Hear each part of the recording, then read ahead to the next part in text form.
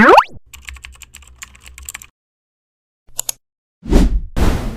teman-teman, selamat datang lagi di channel kami. Hari ini kita bakal bahas topik yang super penting banget nih buat para pelaku UMKM, yaitu tutorial singkat membuat rencana branding untuk UMKM. Kenapa sih penting? Karena brand itu bukan sekedar logo, tapi identitas yang bikin produk kamu beda dari pesaing nih. Yuk kita mulai dulu yuk.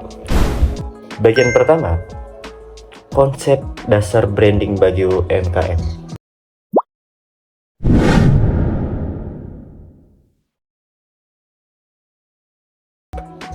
Nah, for the first, kita pahami dulu konsep dasar branding. Branding itu proses membangun dan memperkuat merek lewat komunikasi, identitas, dan ciri khas yang bikin produk kita beda dari yang lain. Kenapa lagi sih penting ini? Karena brand adalah identitas produk, simbol kualitas, dan jadi alat untuk mencapai keunggulan bersaing. Jadi kalau mau usaha kamu menonjol, brand itu wajib banget. Lalu ke bagian kedua, aspek-aspek penting dalam branding atau pengambilan keputusan.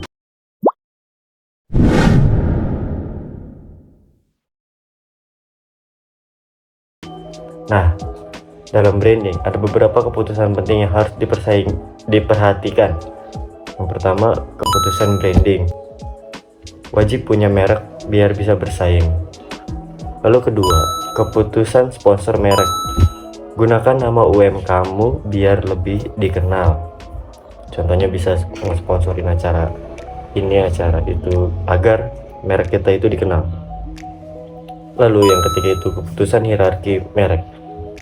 Gunakan merek korporat supaya pasar kita itu bisa lebih luas. Lalu keputusan ekstensi merek.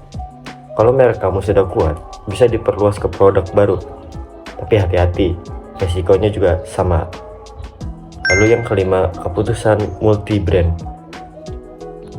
Bisa pakai beberapa merek di kategori produk yang sama untuk melindungi merek utamanya. Lalu yang keenam, keputusan reposisi merek. Nah, kalau pelanggan mulai bosan, kamu bisa ubah citra kamu nih, citra produk kamu supaya agar tetap fresh.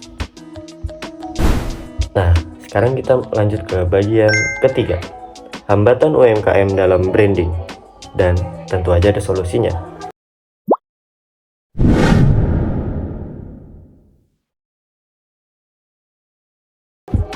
Sekarang banyak UMKM mikir kalau branding itu ribet atau mahal, padahal ada solusinya loh.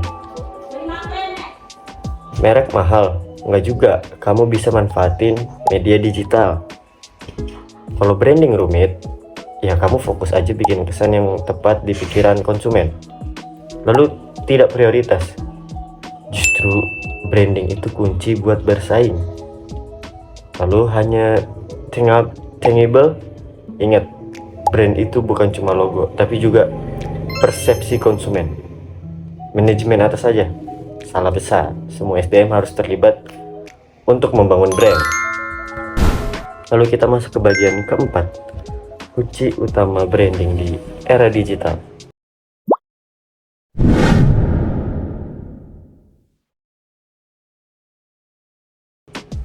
Karena kita hidup di era digital, strategi branding juga harus menyesuaikan. Manfaatkan internet, mulai dari website sampai media sosial. Bikin konten kreatif yang menarik dan informatif. Jaga hubungan baik dengan konsumennya lewat rating dan ulasan. Gunakan strategi influencer atau KOL yang relevan buat memperluas jangkauan. Lalu kita masuk ke bagian kelima, strategi praktis membangun brand UMKM.